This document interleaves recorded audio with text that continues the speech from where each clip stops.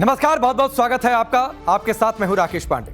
राष्ट्र गर्व में आज आपका स्वागत है। किसी राष्ट्र पर उसके नागरिकों को तब बड़ा गर्व होता है जब उनकी सुरक्षा पर रत्ती मात्र भी खतरा नहीं आता। और जंग के इस दौर में यह गारंटी उन हथियारों की बदौलत मिलती है जो दुश्मन के हमलों को पूरी तरह ध्वस्त कर जिंदगी बचाने का जरिया बनते हैं। मैं आज ईरान और अमेरिका के युद्ध को आधार बनाकर हिंदुस्तान की ऐसी ताकत से आपको रूबरू कराने वाला हूं जिसके बारे में जानकर आपको बेहद गर्व होगा। ये वो हथियार हैं जिनकी बदौलत 140 करोड़ हिंदुस्तानी हर रोज बेफिक्र होकर अपने काम में मशगूल रहते हैं। आज के दौर में हर कोई मिसाइलों की बात करता है, ड्रोन पावर से रूबरू कराता है, अपने अपने फाइटर जेट्स दिखाता है, मगर बात जब डिफेंस करने की आती है तो दुनिया के कई देश बगले झांकने लगते हैं। कैसे हवाई हमलों से खुद को सुरक्षित रखें, इसका कोई प्लान उनके पास नहीं है।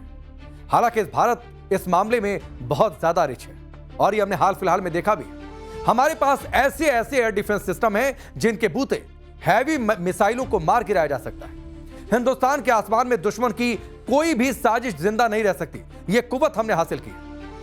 आज मैं आपको भारत के अलग अलग लेयर के एयर डिफेंस सिस्टम के बारे में बताऊंगा। ये किस तरह एक्शन में रहते हैं, इनकी ताकत क्या है, यह भी आपको विस्तार से समझाऊंगा। मगर उससे पहले आपको यह बता दूं कि आज राष्ट्र गर्व में क्यों डिफेंस सिस्टम का मैं जिक्र कर रहा हूं। ईरान युद्ध में अमेरिका का था डिफेंस सिस्टम फेल हो गया। हम सबने देखा कैसे ईरान ने टारगेट किया अमेरिकी सैन्य बेसिस को। इजराइल का आयरन डोम उसे गच्चा दे गया। तेल अवीव में मिसाइलें गिरी, वहां पर इमारतें उड़ी। दक्षिण कोरिया का केम सैम भी खाड़ी देशों को ईरान के हमले से बचा नहीं पाया। मगर भारत के डिफेंस सिस्टम ने ऑपरेशन सिंदूर के दौरान पाकिस्तान के हर अटैक को फेल कर दिया। पाकिस्तान की एक चिड़िया भी नहीं आ पाई, उसे भी ट्रेस किया हमारे डिफेंस सिस्टम। पाकिस्तान ने जो भी मिसाइल छोड़ी या ड्रोन अटैक किए, उन्हें हमारे अलग अलग एयर डिफेंस सिस्टम ने आसमान में तबाह कर दिया था।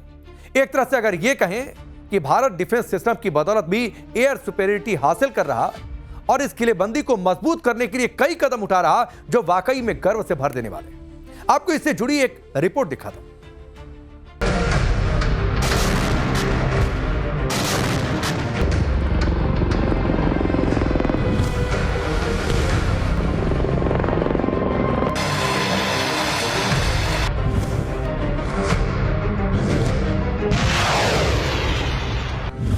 टेक्नोलॉजी हावी हो रही है, तब राष्ट्र की रक्षा के लिए, देश के नागरिकों की सुरक्षा के लिए हमें भी, हमने जो आज महारत पाई है वो महारत का और विस्तार करने की जरूरत है।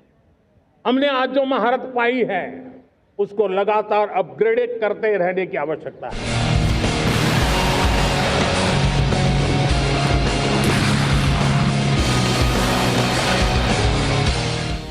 हिंदुस्तान के पास ऐसे एयर डिफेंस सिस्टम हैं जिनकी बदौलत फाइटर जेट हो, मिसाइल्स हो, ड्रोन हो या रॉकेट, सबको धुआं धुआं किया जा सकता है और ये करके भी दिखाया है।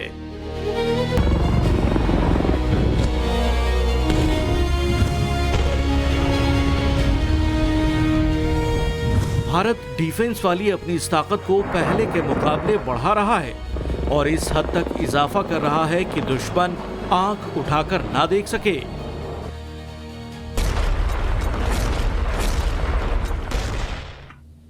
जैसे अस्पताल हो, रेलवे हो, जो भी आस्था के केंद्र हो, उन्हें टेक्नोलॉजी के नए प्लेटफॉर्म द्वारा पूरी तरह सुरक्षा का कवच दिया जाएगा। ये सुरक्षा का कवच लगातार विस्तार होता जाए, देश का हर नागरिक सुरक्षित महसूस करे। किसी भी प्रकार की टेक्नोलॉजी हम पर वार करने आ जाए, हमारी टेक्नोलॉजी उससे बेहतर सिद्ध हो।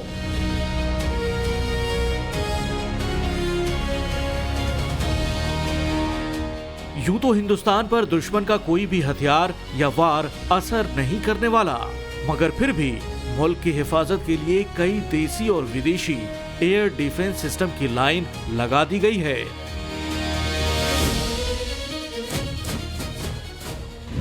इनमें S-400 के तौर पर रूस से खरीदा गया डिफेंस सिस्टम है। इसकी 3 स्क्वाड्रन इंडियन आर्मी के पास पहले से मौजूद हैं। चौथी स्क्वाड्रन भी रूस से रिसीव होने के बाद एक्शन में आएगी।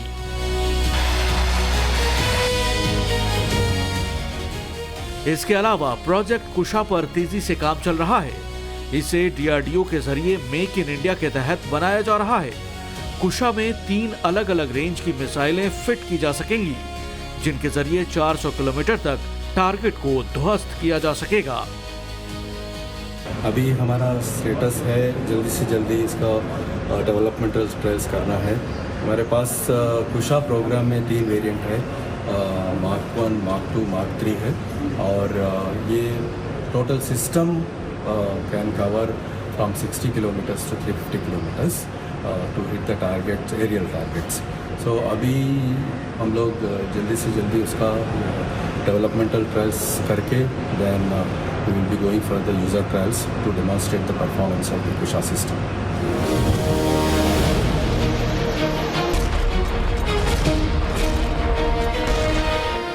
सरवाइव करने के लिए सिर्फ ये जरूरी नहीं कि ताबड़तोड़ अटैक किए जाएं, बल्कि किसी भी हवाई हमले को ध्वस्त करने की क्षमता होना भी बहुत जरूरी है।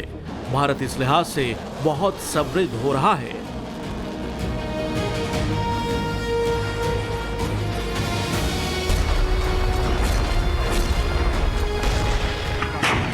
ऑपरेशन सिंदूर के दौरान भारत ने पूरी दुनिया को दिखा दिया कि कैसे एक साथ आते ड्रोन के अटैक पूरी तरह फेल कर दिए गए। यहां तक कि कई मिसाइलों को कबाड़ बना दिया गया। गौर करने वाली बात यह है कि हाल फिलहाल में जितने भी युद्ध हुए, उनमें से हिंदुस्तान एकमात्र ऐसा मुल्क रहा जिसने सारे हवाई हमलों को नाकाम किया। वरना दूसरे देशों की तस्वीर देखिए, तबाही का अंदाजा आसानी से लगाया जा सकता है।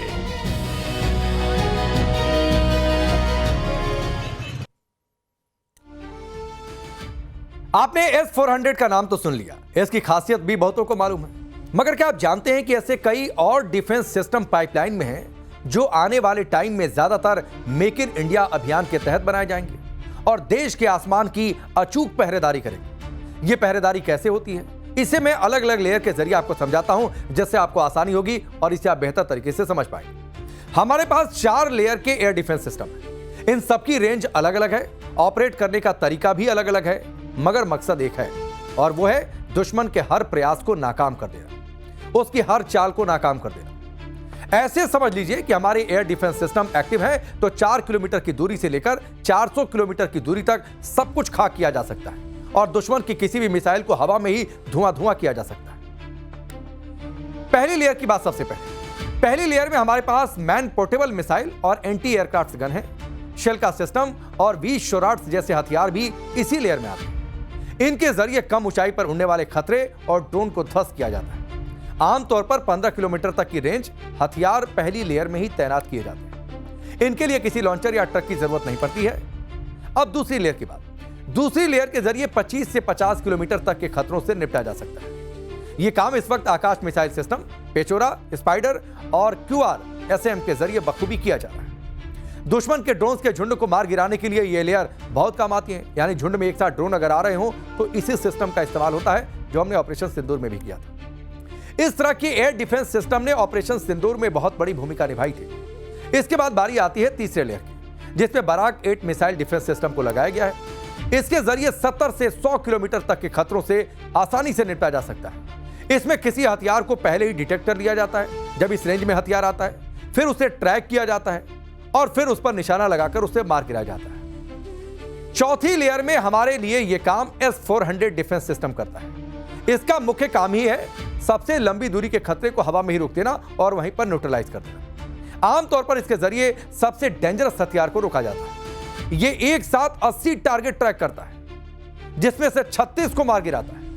इसके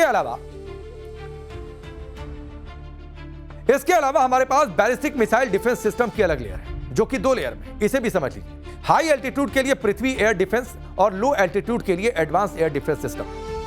पृथ्वी एयर डिफेंस में बैलिस्टिक मिसाइलें मार गिराने की काबिलियत है। अगर 300 किलोमीटर से 2000 किलोमीटर की रेंज वाली बैलिस्टिक मिसाइल आती है दुश्मन के इलाके से, हमें टारगेट करके, तो यह डिफेंस सिस्टम वायुमंडल के बाहर ही खतरे को खत्म कर देता है, यानी ऊपर ही ऊपर।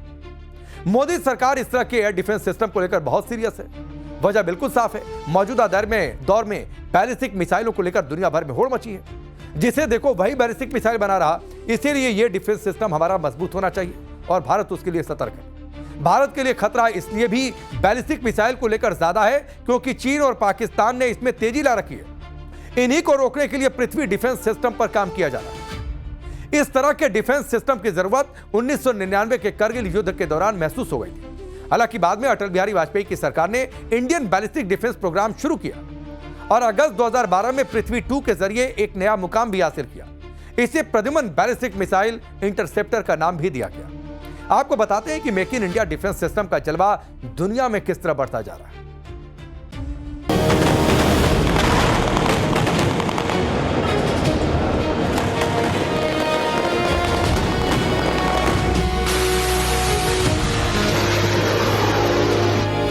यह हिंदुस्तान का आकाश तीर है। मौजूदा वक्त में दुनिया के कई देशों में हाई डिमांड रखने वाला भारत का डिफेंस सिस्टम। इसकी पहली विदेशी डिलीवरी आर्मेनिया को हो चुकी है, जबकि कई देश कतार में हैं। आकाश तीर को लेकर ब्राजील, फिलीपींस, वियतनाम, मिस्र, मोरक्को और सूडान अपनी दिलचस्पी दिखा चुके हैं। यह अलग बात है कि ऑर्डर बहुत ज्यादा होने की वजह से यह डील पूरी तरह डन नहीं हो पाई।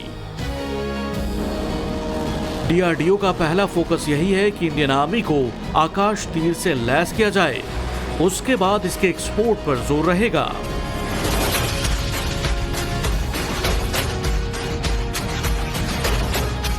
को बता दें, अगर आकाश तीर भारत के एक आधुनिक और स्वदेशी एयर डिफेंस कमांड और कंट्रोल सिस्टम है। इसे भारतीय सेना के वायु रक्षा दल के लिए यानी कि एयर डिफेंस सिस्टम के लिए विकसित किया गया है। आपको बता दें कि एयर डिफेंस सिस्टम से ये कनेक्ट रहता है और साफ तौर पर इसकी रडार की या इसकी और ज्यादा टेक्निकल जानकारी हम सुरक्षा कारणों से नहीं बता सकते, पर इतना जरूर बता सकते हैं कि हवा की रेंज में जितने भी ड्रोन्स आते हैं या फिर अनमैन्ड ड्रोन्स पहुंचते हैं, यूएवी पहुंचते हैं, मिसाइल्स पहुंचती हैं, ये उन सभी को पूरे के पूरे एरियाज में ट्रैक करता है। और ना सिर्फ ट्रैक करने के अलावा ये एयर डिफेंस सिस्टम जो अन्य जगहों पर मौजूद हैं उन्हें भी उसकी इंफॉर्मेशन रियल टाइम में दे सकता है। यानी कि जैसे ही आप टीवी पर लाइव न्यूज कवरेज देखते हैं और उसी तरीके से ये लाइव रियल टाइम में सारी इंफॉर्मेशन को, सारे डेटाबेस को कलेक्ट करता है, जिससे कि इसकी मारक क्षमता जो है वो रियल टाइम में पता लगाई जा सकती है। आकाश तीर सिस्टम एक automatic command and control system है, जो कि जितने भी एयरबोर्न ऑब्जेक्ट्स हैं अपने जो हवा में उड़ रहे हैं उनका फीड इसके पास आता है। तो फिर जो यहाँ पे ऑफिसर होता है वो बैठता है, वो ये देखता है कि हॉस्टाइल कितने हैं, उसमें से जो भी हॉस्टाइल होगा और जिस एरिया में होगा वहां पे हम मैसेज पहुंचाएंगे कि आपकी तरफ ये हॉस्टाइल टारगेट आ रहा है। तो जो भी वेपन एंड वहां पे होगा, चाहे वो गन सिस्टम हो या फिर मिसाइल सिस्टम हो, वो उस वेपन को इंगेज इफेक्टिवली करेगा। ये पेचोरा मिसाइल सिस्टम है। इसके जितने वेरिएंट्स हैं उससे ज्यादा इसे दुनिया में इस्तेमाल किया जा रहा है। एक अनुमान के मुताबिक दुनिया के करीब 30 देशों में इसके 12 वर्जन मौजूद हैं। भारत के पास सोवियत संघ से खरीदा गया पेचोरा है, लेकिन कई सुधारों के बाद इसमें स्वदेशी तकनीक का इस्तेमाल किया गया। देश के अलग अलग बॉर्डर पर तैनात पेचोरा दिन के 24 घंटे असरदार है। दावा किया जा रहा है कि आने वाले टाइम में इस डिफेंस सिस्टम को एक्सपोर्ट किया जा सके। इस पर भी काम जारी है।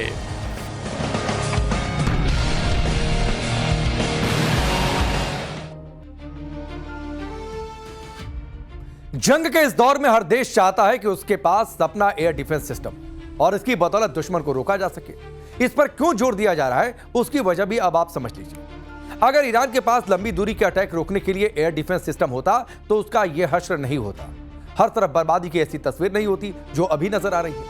यानी इतने बड़े पैमाने पर नुकसान नहीं हुआ होता ईरान में। हालांकि ईरान का दावा है कि उसने कुछ डिफेंस सिस्टम डेवलप किए हैं, मगर वो इस हद तक प्रभावी नहीं है कि आमने सामने की लड़ाई में पूरी तरह से अटैक को रोक सके। इसी तरह की समस्या से पाकिस्तान भी जूझ रहा है। पाकिस्तान के पास मध्यम और लंबी दूरी वाले एयर डिफेंस सिस्टम खुद के नहीं, जो हैं वो पूरी तरह से भरोसेमंद नहीं है। पाकिस्तान ने चीन से HQ-9 और LY-80 जैसे डिफेंस सिस्टम खरीदे, लेकिन हिंदुस्तान ने इनका ऐसा हाल किया था जिसके बारे में सोचकर पाकिस्तान आज भी पछता रहा है कि चीन से ये क्यों ले लिया।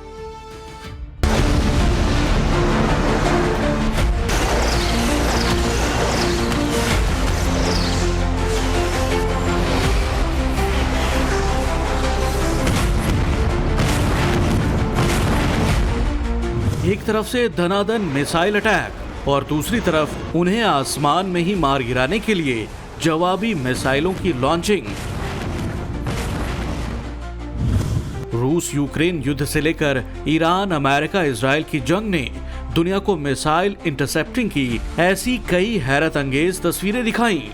लेकिन पिछले कई दशक तक मिसाइल से मिसाइल टकराने की बात साइंस फिक्शन मानी जाती थी। 1959 से 1960 तक अमेरिका और रूस ने मिसाइल इंटरसेप्शन का सफल परीक्षण करने का दावा किया, लेकिन इसकी असल तस्वीर दुनिया ने टेलीविजन पर 90 के दशक में हुए खाड़ी युद्ध के दौरान देखी।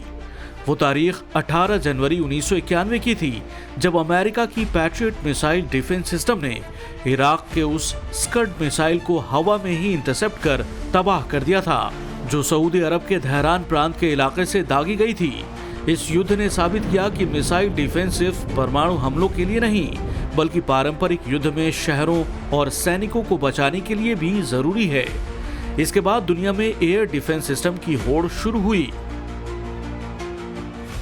आज दुनिया के टॉप 3 एयर डिफेंस सिस्टम की बात करें तो उसमें रूस का S-500 प्रोमेथियस दुनिया का मौजूदा सबसे ताकतवर सिस्टम है। ये न सिर्फ विमानों और मिसाइलों को मार गिराने में सक्षम है, बल्कि अंतरिक्ष में कम ऊंचाई वाले उपग्रहों और हाइपरसोनिक हथियारों को इंटरसेप्ट करने में भी अचूक है। इसकी रेंज 600 किलोमीटर तक है और ये एक साथ 10 हाइपरसोनिक टारगेट को ट्रैक कर सकता है, उन्हें तबाह कर सकता है। रूस का S-400 अभी दुनिया में सबसे ज्यादा इस्तेमाल होने वाला एयर डिफेंस सिस्टम है। ये भारत के एयर डिफेंस कवच का भी हिस्सा है। 400 किलोमीटर तक के stealth fighter jet, cruise missile और ड्रोन अटैक के खिलाफ बेहद मारक है। ऑपरेशन सिंदूर के दौरान भारत ने पाकिस्तानी अटैक के खिलाफ इसका निर्णायक इस्तेमाल किया था। S-400 ने 15 भारतीय शहरों की ओर दागी गई पाकिस्तानी मिसाइलों और तुर्की के सुसाइड ड्रोन्स को सफलतापूर्वक इंटरसेप्ट कर तबाह कर दिया था। इसकी शानदार सफलता के कारण इस एयर डिफेंस सिस्टम को 2026 की गणतंत्र दिवस परेड की सैन्य झांकी में पहली बार प्रदर्शित किया गया। इसके अलावा रूस ने मॉस्को जैसे महत्वपूर्ण शहरों की सुरक्षा के लिए fixed anti ballistic missile system A235 न्यूडोल भी तैनात कर रखा है, जो अंतरिक्ष में भी वार करने की क्षमता रखता है। तीसरे नंबर पर अमेरिका का थार्ड एयर डिफेंस सिस्टम है। थार्ड यानी terminal high altitude area defence. ये एयर डिफेंस सिस्टम खासतौर से बैलिस्टिक मिसाइलों को इंटरसेप्ट करने के लिए बनाया गया है। ये वायुमंडल के बाहर 150 किलोमीटर की ऊंचाई तक बेहद कारगर है। ये हिट टू किल टेक्नोलॉजी पर काम करता है, यानी बिना विस्फोट के सीधे टकराकर मिसाइल को नष्ट कर देता है। अमेरिका एयर डिफेंस कवच में पैट्रियट और थार्ड के अलावा एजिस SM-3 मिसाइल सिस्टम का इस्तेमाल करता है। एजिस SM-3 की तैनाती खासतौर से अमेरिकन नेवी के वॉरशिप्स पर की गई है। अमेरिका 2028 तक 4 लेयर वाले गोल्डन डोम सिस्टम को तैनात करने की तैयारी में है, जो अमेरिका के बड़े शहरों को मिसाइल खतरे से बचाएगा। 5वें नंबर पर इजराइल का multi layered air defence system है, जो 3 लेयर पर काम करता है। इसमें एरो 3 एयर डिफेंस सिस्टम लंबी दूरी की मिसाइलों के लिए है, जो अंतरिक्ष में ही खतरे को खत्म कर देता है। David sling air defence system मध्यम दूरी की मिसाइलों और फाइटर जेट्स को इंटरसेप्ट करने के लिए है। और फिर आयरन डोम सिस्टम, जो कम दूरी के रॉकेट, मिसाइल और मोर्टार को रोकता है, जिसकी सक्सेस रेट 90% से भी ज्यादा है। भारत के एयर डिफेंस सिस्टम में इजराइल का बराक-8 मिसाइल सिस्टम भी है, जिसका इस्तेमाल हमारी आर्मी और नेवी दोनों करती हैं। जबकि चीन का एयर डिफेंस सिस्टम HQ-9 है, जिसे रूस के S-300 का नकल माना जाता है। जबकि फ्रांस और Italy SAMP T Mamba air defence system का इस्तेमाल करते हैं। इसकी रेंज भी 150 किलोमीटर तक की है, जो बैलिस्टिक और क्रूज मिसाइलों के खिलाफ प्रभावी है।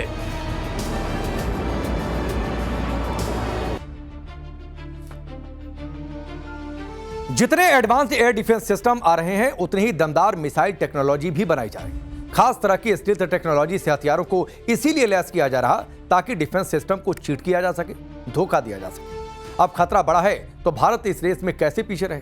एयर डिफेंस सिस्टम के बाद अब लेजर डिफेंस सिस्टम भी इंडिया का कवच बनने वाला है। इसके लिए डीआरडीओ तेजी से काम कर रहा है। चलिए, राष्ट्र गर्व में आज के लिए फिलहाल इतना ही। कल फिर मुलाकात होगी गर्व से भर देने वाली एक नई गाथा के साथ।